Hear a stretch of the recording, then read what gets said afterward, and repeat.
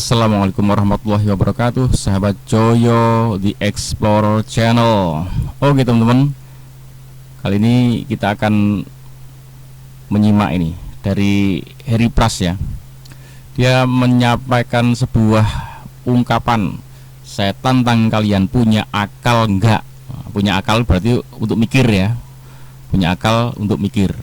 Oke, kita simak seperti apa itu tantangannya ya.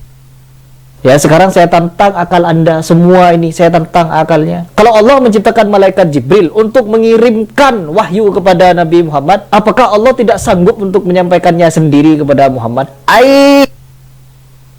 Oke ya, kenapa Allah menyuruh Jibril sampaikan wahyu? Apa Allah gak bisa ngirim wahyu sendiri?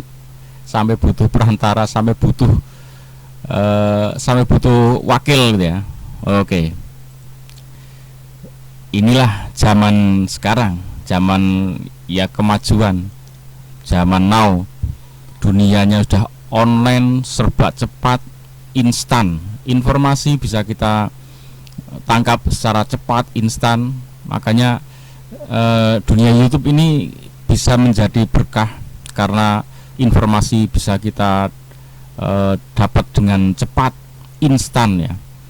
Tapi sekaligus bisa menjadi racun kalau yang kita simak kok sesuatu yang justru mengarahkan kita menjadi wong bingung, wong mumet, orang bingung ya.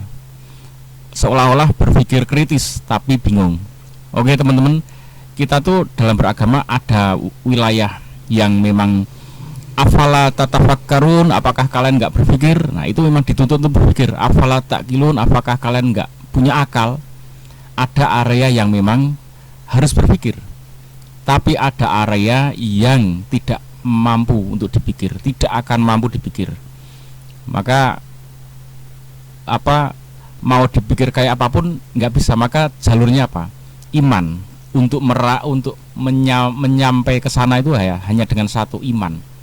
Begitu yakin, percaya, dah itu paling aman dan nyampe sana. Tapi kalau dipikir mbok ngantek pecah ndase ora bakal ketemu yang namanya area, karena itu areanya area iman. Udah dipikir sampai bolak-balik nggak ketemu ya. Jangankan misalkan gini, Allah punya tangan, tangannya Allah kayak apa? Allah maha melihat lah, matanya Allah kayak apa?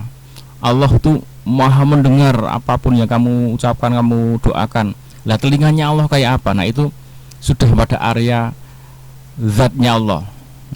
Nah kalau seperti itu, Allah udah dikatakan wala tafakkaru fi khalqillah, berpikirlah kamu pada ciptaan-ciptaan Allah. Wala tafakkaru fi dzatillah, dan janganlah kalian berpikir pada zatnya Allah. Seperti telinganya Allah kayak apa bentuknya, gedenya seberapa, itu zatnya Allah. Nah cuman dikasih clue, berpikir pada area ciptaannya saja. Nanti kalian akan menemui kehebatan-kehebatan yang kalian sangat terkejut, sehingga akan digiring kepada kebesaran Allah. Oh ternyata Allah maha luar biasa, maha agung, maha kuasa, maha pintar, alim. Nah dari berpikir pada ciptaan nanti akan digiring, disampaikan pada keagungan zat Allah itu sendiri. Nah itu kalau memaksa mau berpikir pada zat Allah, gimana? Boleh apa enggak? Ya silakan saja, silakan saja. Tapi ancarannya jangan berpikir ke Allah zatnya. Karena apa? Nggak akan mampu, nggak akan ketemu. Sekarang gini aja, yang kelihatan aja di badan kita, mata ini, mata ya. Mata ini padahal kelihatan loh ya. Terus kita ngeyel, aku pokoknya pengen melihat mataku sendiri. Oke, bercermin kelihatan ya. Maksudnya gini, pengen melihat mataku ini, proses nangkap, kok saya bisa melihat itu seperti apa, cahaya masuk, kemudian ditangkap retina macam-macam, sampai dikirim ke saraf otak, sampai diterjemahkan, sampai saya kok melihat. Itu aja, saya pengen melihat proses itu yang ada di dalam diri saya. Itu aja nggak gendeng raiso, nggak akan bisa dilihat.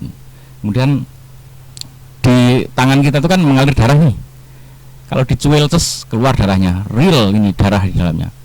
Aku pengen melihat aliran darah di dalam darahku sendiri ini langsung begini. Padahal ada di sini.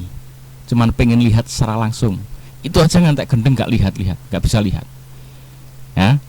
Jadi kalau memaksa pengen melihat seperti itu ya silakan aja. Nanti resikonya cuman paling majnun, edan atau gila. Kalau mau mempertaruhkan hidup dengan nggak sesuatu yang nggak akan berhasil, ya silakan, itu pilihan. Dan mungkin pertaruhannya nanti di ujung sana kalian akan gila, ya dicoba aja. Mungkin akan gila beneran gitu ya.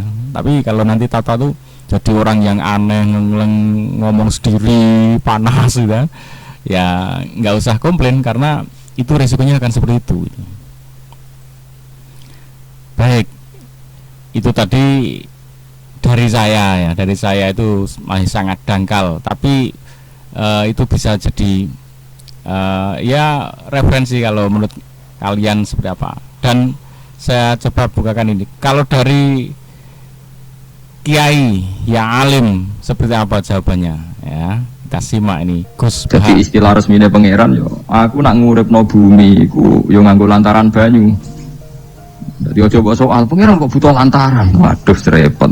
Mung Qur'ane pangeran dhewe istilah aku nak nguripno bumi lewat lantaran banyu. Ya ora usah mbok jero-jerokno. Pangeran kok butuh lantaran. Ndak usah lantaran lah yo iso, tapi nek nganggo lantaran yo oleh, yo aja terus apa kok nganggo wasilah. Wah yo malah kacau iki. Ora usah ngono-ngono, ora usah mikir. Pokoke Qur'an diwaca ora usah dipikir, pun iman nonton mawon kok repot. Iman kok napa? Kok repot. Linuh ya supaya ngurip-ngurip sapa ingsun bi sebab banyu. Baldatan yang negara atau daerah maitan kang mati. Jadi sampean jangan mengatakan kalau Allah untuk menghidupkan bumi butuh air, ya keliru. Allah itu tidak butuh apa-apa. Allah itu tidak butuh apa-apa. Tapi kalau Allah punya sunnah, punya adat menghidupkan bumi itu pakai air, ya Allah jangan kamu atur. Kira pangeran kok ngatur. Nah, oke ya teman-teman, jadi seperti itu ya penjelasan dari Gus Bah. Allah yang sudah bikin aturan, ya sudah, itu terserah Allah yang bikin aturan, nggak usah ribet-ribet ikut memikirkan gitu. Itu Allah membuat sunnah seperti itu. Nah sekarang gini, ini kan Allah sudah membuat sunnah, air kalau kepanasan kemudian naik jadi uap, menggelantu jadi embun, terus jatuh turun jadi hujan. Nah itu kan Allah membuat sunnahnya seperti itu. Coba kalau Allah bikin pakai cara lain, ya bisa aja nggak ada masalah. Tapi kebetulan yang sudah dibikin oleh Allah seperti itu, ya seolah-olah itu logis ya, dari air menguap, seolah-olah itu suatu perputaran yang biasa karena masuk nalar apa ya, sama aja itu nggak nalar itu kalau kita tidak terbiasa melihatnya. Kemudian Allah membuat sebuah sunnah ya, manusia suami istri hubungan, kemudian mengandung, besar di perut, lahir ya. Nah itu sesuatu yang masuk akal ya, seolah-olah itu masuk akal, padahal semua proses itu juga sama sekali manusia nggak bisa nggak ikut campur apapun, nggak ikut andil apapun, tapi seolah itu masuk akal. Jadi ya seperti itu ya. Udah itu urusan, kalau udah Allah udah ngasih ancar-ancar, jangan pikirkan tentang zatku. Kayak Nabi Musa itu, aku pokoknya pengen melihat engkau ya Allah. Orang-orang sekarang pengen melihat Allah, mbok mau pakai kalimat halus, ya Allah saya sangat rindu kepada engkau, saya ingin melihat engkau, nggak bisa. Atau dengan cara yang keras kasar, seperti apa sih jadi wajahmu, mukamu, aku pengen melihat, tetap nggak bisa. Jadi mau pakai cara halus, cara kasar, tetap nggak bisa. Nanti bisanya kalau Allah udah mengatakan nanti akan melihatku di surga. Oke ya teman-teman, seperti itu. Semoga bermanfaat, semoga kita tetap bisa berpikir jernih, cari channel-channel yang tidak membuat kalian bingung, nggak gaduh. Oke, ikuti terus Joyo Santri Adventure. Assalamualaikum warahmatullahi wabarakatuh.